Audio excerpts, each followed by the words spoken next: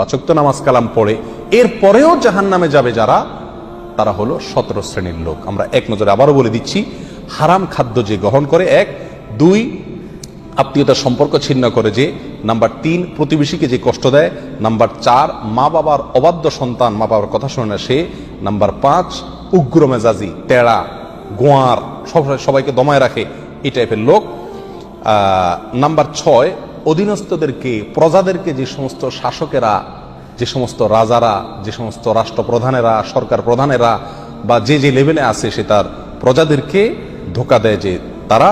Number 7 অন্যের সম্পদকে অন্যায়ভাবে আত্মসাৎকারী ব্যক্তি। নাম্বার 8 উপকার করে কারোর খোঁটা দেয় যে ব্যক্তি, সে জান্নাতে যাবে না। নাম্বার 9 চগলখোর ব্যক্তি জান্নাতে যাবে না, মানুষের পিছনে কথা লাগায় বেড়ায় একজনের আরেকজনের কাছে। নাম্বার 10 অন্যকে নিজের পিতা হিসাবে, নিজের বাবাকে না বলে পরিচয় না দিয়ে অন্যকে নিজের বাবা হিসাবে, পিতা হিসাবে পরিচয় দেয় যে ব্যক্তি, সে।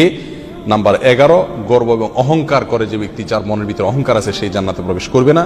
নাম্বার 12 রাসূলুল্লাহ সাল্লাল্লাহু আলাইহি সাল্লামকে যে ব্যক্তি ফলো করে না, তার নির্দেশকে মান্য করে না, সেই ব্যক্তি।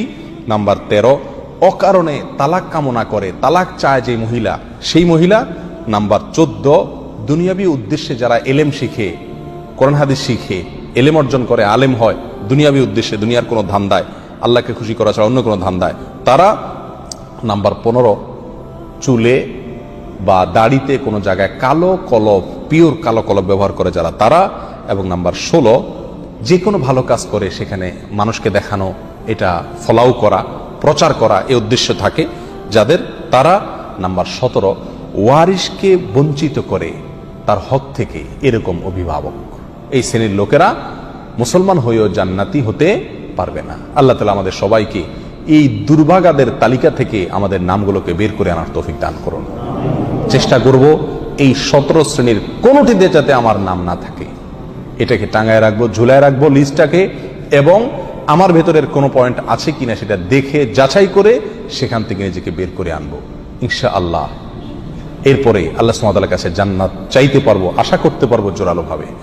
আল্লাহ সুবহানাহু ওয়া তাআলা আমাদের সবাইকে আখিরাতে কিয়ামতের দিন একেবারে ফার্স্ট চান্সে, প্রথম চান্সেই জান্নাত যেন আমরা লাভ করতে পারি, জাহান্নাম থেকে মুক্তি নসিব যেন হয়, সেই তৌফিক দান করুন।